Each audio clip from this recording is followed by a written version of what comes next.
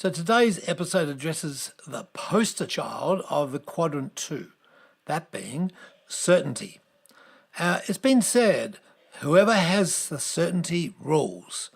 Well, I'd like to take that one to task. So let's have a look at what it is to be certain and what does certainty mean, both upsides and downsides.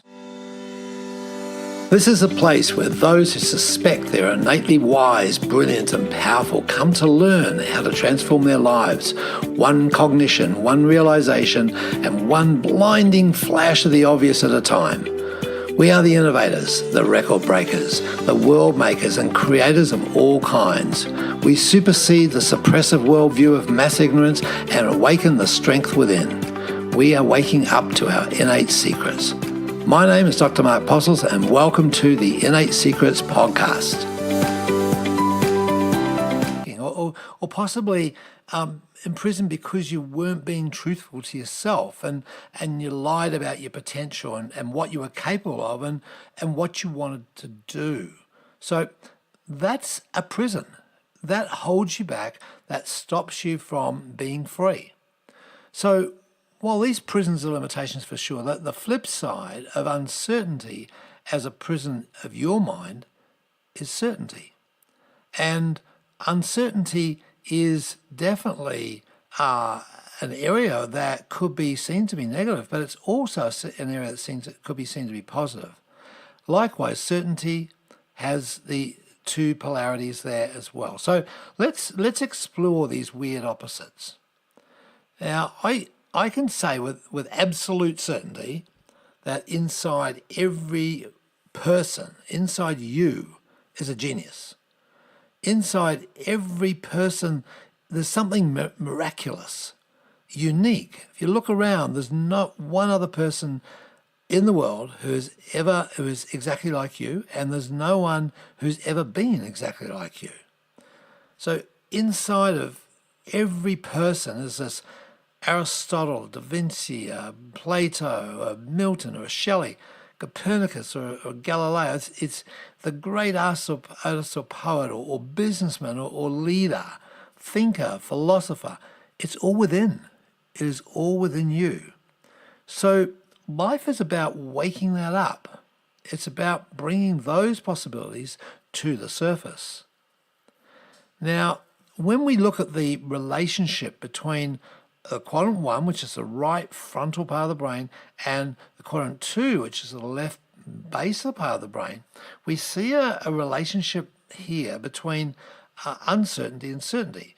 We see in quadrant 1 this idea of anything's possible, and the world and all of this universe is a set of possibilities and potentialities. And the information has to be filtered through to keep us grounded, to keep us safe, to keep us referencing our physical existence. It has to be filtered through by the quadrant 2. And so the quadrant 2 part has a record of everything that's ever happened. And it's not so much about what's happened, it's about our perception of what's happened. And housed in this area are our beliefs. There are beliefs about the past, and there's a tendency to bring our past into now and then project it forward out into the future and expect the future to be the same as the past, or now to be the same as the past. So certainty then is a belief that's based on perception of events and experiences in the past. So every single thing we've ever done, everything that someone said, that other people have done, world events, individual minutiae, is all encoded in terms of, was this dangerous? Was this a threat to me? And did I survive? So this belief system is based on that. It's based on this perception that this particular event is dangerous and we keep away from it. And that will guide us forward, going into a whole new unit of time. So we can find ourselves many years down the track still operating as if a given situation is dangerous, or a given situation is a threat to us. Now, for me, for example, I had this notion, I don't know where I quite came across it, because we're in a sort of middle class family and there was plenty of food on the table. But in my perception, there was limited food in the safe. Now, I think what it was that there was limited food that I liked. Certain friends at school had different types of lunch that were, to me, just the sort of thing you'd expect at Christmas, like ham and your sandwiches or something. And so I developed this idea, this perception that food is important. And so that was high, or is high, on my priority list. It's high on my values, and I'm I'm driven by that. I notice that I do have a tendency to maybe have a little bit of a seconds. Where I may not be necessarily feeling hungry by the time I have my first course, but I'll always go back for just a bit more. And I realize that that is a drive based on a perception that there's not enough. And there's a certainty that drives that. There's a making sure that I get enough, making sure that when we go on go to the supermarket that we get just a little bit extra, making sure that when we go on a picnic that there's always enough for everyone. And there's an action that I take relative to that one could track back to a very earlier experience. And so that's the nature of how we act in the present, is that our belief structure is the foundation for our behaviors right now, our attitudes right now, our likes and dislikes right now. And so certainty stacks like that. If we have an experience and we succeed, such as, I was good at relating to people and talking and making people feel good, or at least allowing people the space to feel good. And so I have a high certainty in that because I know that I'm good at it. I know that I can work with people in a very advantageous way for everyone. So that's created certainty for me in my capacity as a facilitator of change with people. Likewise, had some very interesting experiences and memories relative to mathematics. So mathematics for me was something that I got a message very early on in the piece that I wasn't good at it. I wasn't successful at the equations. Now, the interesting thing was that I tended to get the right answers, but I didn't get there by the right means. And so that gave me a certainty about the fact that I was not cut out for mathematics. Now, probably in more recent times, I've actually started to enjoy that abstract language called mathematics. However, for most of my life, it's been this uncertainty about my ability as a mathematician, and therefore I'm certain that I'm not good at math. So you can see how the past experiences then taint our present encounters. And the purpose of this discussion is to bring some awareness to that. So you're probably thinking, as I've been talking here, that, wow, yeah, that's me. I can relate to that. I've taken on ideas about how the world is, my biases, my goods and bads and rights and wrongs, and I've attached a certain label to that, and many of those labels surround the topic of certainty. So if we look at the quadrant one part, what happens when we love something is we attract it. We attract maybe inspiration and opportunity and possibility, and that's that energy aligns the probabilities. So as our mind becomes clear and open, it becomes a vehicle and a channel for true wisdom, and we receive that genius light of wisdom. Now, we get with that enthusiasm, it affects our body and affects every cell, in fact, and allows us to be more creative and reach those potentialities. And that's a way in which we attract resources into our life, and the people and the places and the things and the ideas and the events that help us fulfill that dominant thought.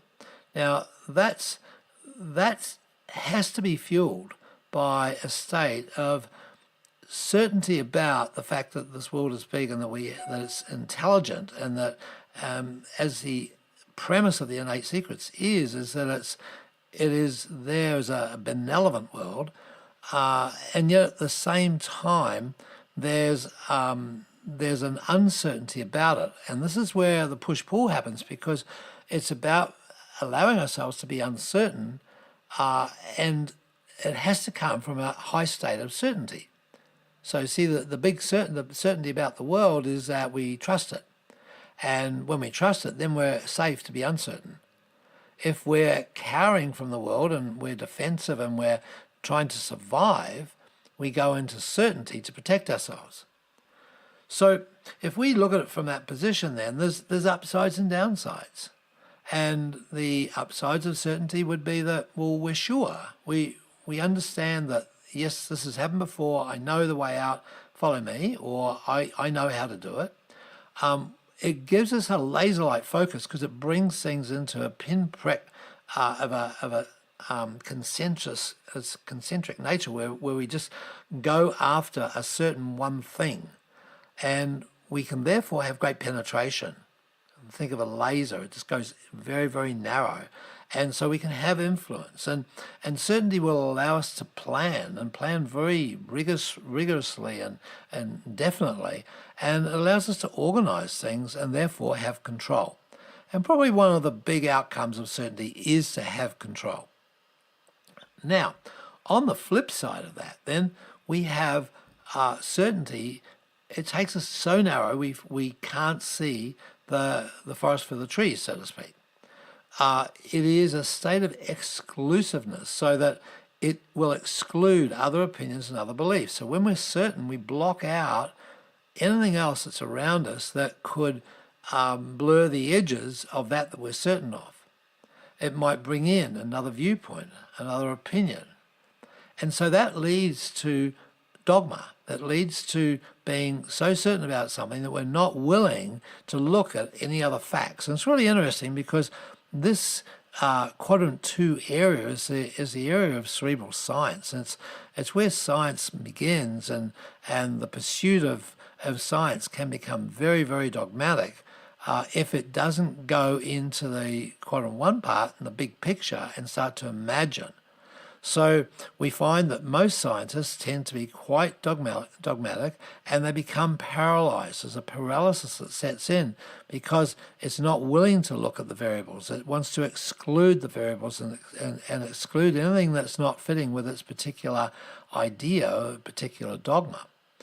And so that gives limited synaptic connections in the brain. And that changes the brain because, as we know, the nerves that fire together wire together. And when they're firing along the same track continuously, then that the synapses that are not used in that endeavor start to get weaker and end up becoming rather useless. In fact, can atrophy, and we end up with a lack of plasticity, a lack of options, a lack of ability to go in any other direction than that central dogma that we're facing and that we've always done and we always will do.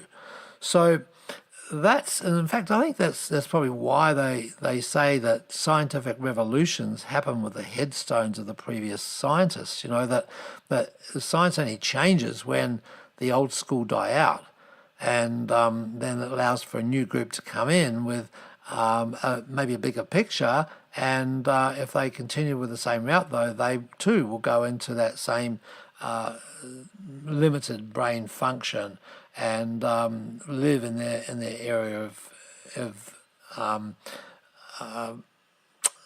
constriction. You know, the ability to not see outside of their own little bubble. So that's our trap as a human being. You know, it's to grab the potentials, but it's also to be able to organize those potentials and at the same time free ourselves up from the constraints of the past to go forward into the future and risk at the same time being safe in doing so. So it's, you know, there's a real juggle neurologically with with doing this thing called life. So that's just striking the balance. And it's a dance between the quadrant 1 and the quadrant 2 part. And so I would take on a position here that be certainly not certain. That would be an overriding mantra, that how do you know? What else is possible? Where else could you go? Why and why not? So whilst it's important to be safe and secure, and it's important to have some degree of control, it's also much more important to have expansion and development as a human being. And that's what this interplay between the quadrant 1 and the quadrant 2 do for us. The certainty-uncertainty effect. So have fun thinking about that one, and I'll catch you on the next podcast. Your brain in ways that serve you so that you can be confident, connected, and bring joy and passion into what you do every day. Get a free copy of my book, The Innate Model. Go to theinnatemodel.com/free book.